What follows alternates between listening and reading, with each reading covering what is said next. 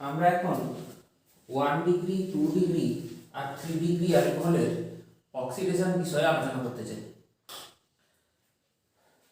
তার আগে একটু বলে নিতে চাই CH2OH যেটা কিনা 1 ডিগ্রি বা প্রাইমারি অ্যালকোহলে থাকে,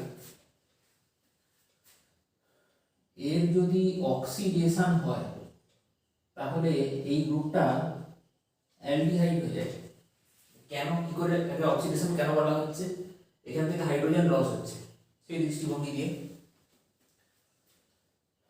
এবং একে যদি আরো অক্সিডাইজ করা হয়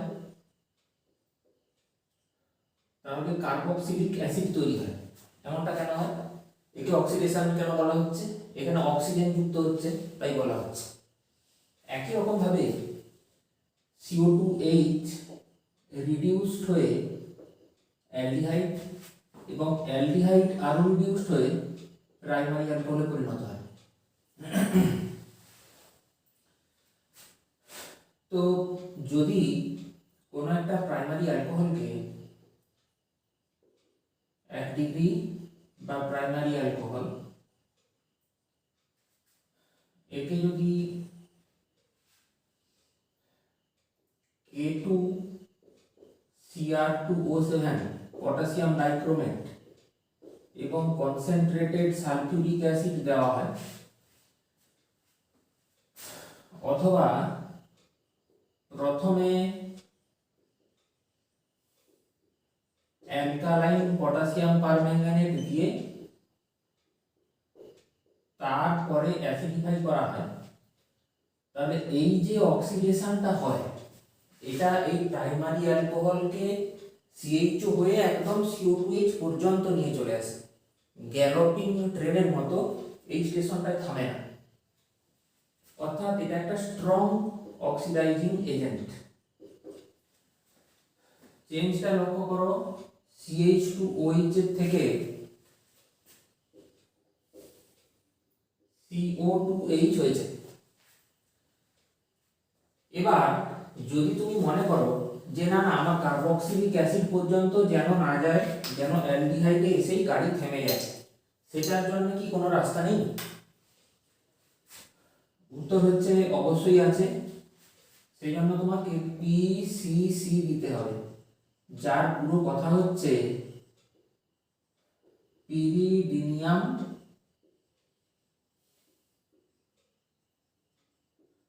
ক্লোরোক্রোমেট বা CrO3 দিতে হবে, বা কপার 573 কেলভিন দিতে হবে।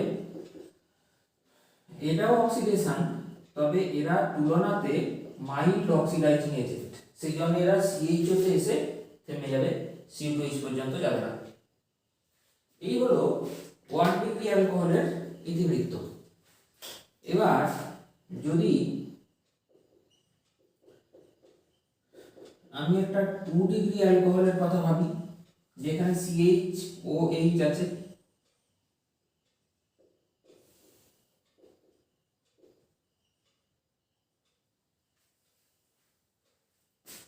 তাহলে একে যদি আমি পিরিডিনিয়াম ক্লোরোক্রোমেট দিই বা কপার 573 কেলভিন দিই, তাহলে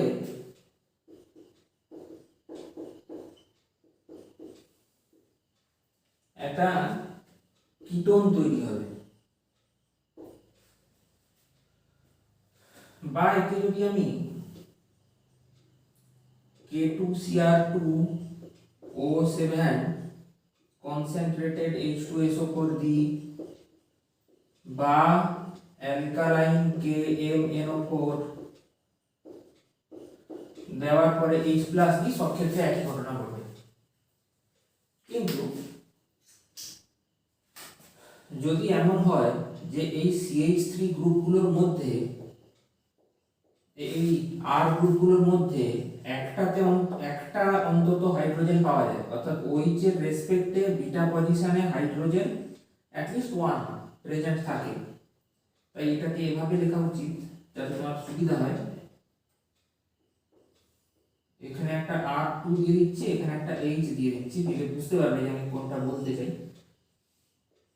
এখানে একটা R ডট আছে, একে যদি আমি কনসেন্ট্রেটেড H2SO4 443 কেলভিন বা একে যদি আমি 85% ফসফরিক অ্যাসিড বা সিরাপিক ফসফরিক অ্যাসিড দিই, তখন এই জায়গাটাতে প্রোটনেশন হয়, হয়ে জল বেরিয়ে যায়, তখন R2C double bond CH R dot এরকম একটা অ্যালকিন তৈরি হয়ে যায়। এ তো গেল 2 ডিগ্রির কথা। এবার 3 ডিগ্রি বা টার্সিয়ারি অ্যালকোহলের কাছে আসা যাক। R3COH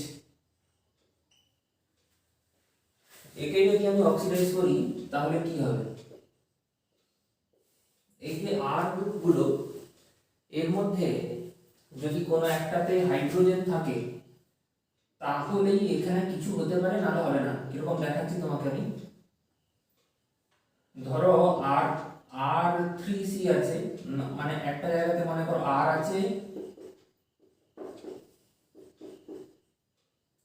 আর একটা জায়গাতে মনে করো এই জায়গাটাতে একটা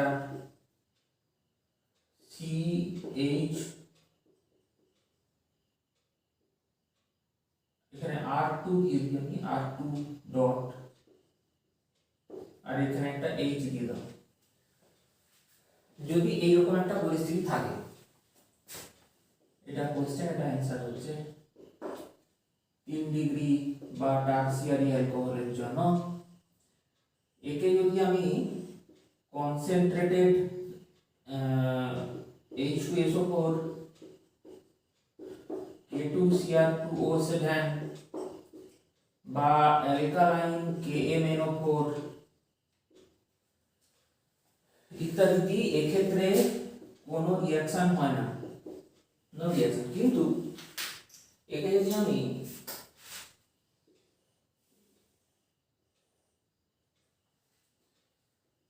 কনসেন্ট্রেটেড H2SO4 443 কেলভিন এইভাবে দিই, বা একে যদি আমি সিরাপিক ফসফরিক অ্যাসিড দিয়ে দিই বা কপার 573 দিয়ে দিই, এইটা দিয়ে দিই, তখন এখানে একটা অক্সিডেশন হবে। এবং হবেটা কিভাবে?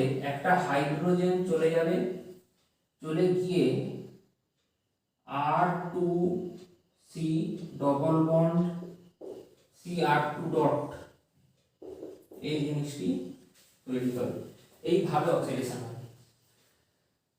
এই যে পুরো প্রক্রিয়াটা, এটাকে কাজে লাগিয়ে 1 ডিগ্রি 2 ডিগ্রি আর 3 ডিগ্রি অ্যালকোহলকে ডিস্টিংগুইশ করা হয়।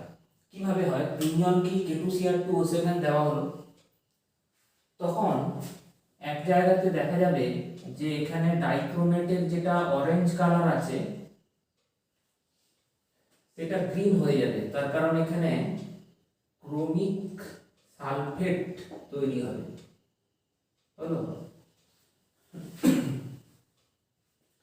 এইরকম পরিস্থিতি এখানেও ঘটবে, এখানেও ওই Cr3+ আসবে, হবে, কিন্তু এক জায়গাতে কোনো রিঅ্যাকশনই হবে না।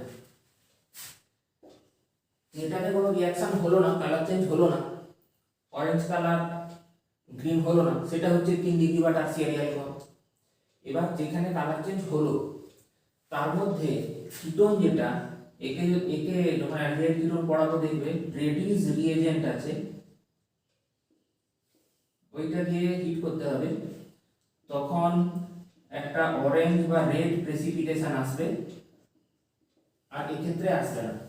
তখন বোঝা যাবে যে এটা আসলে 2 ডিগ্রি অ্যালকোহল ছিল।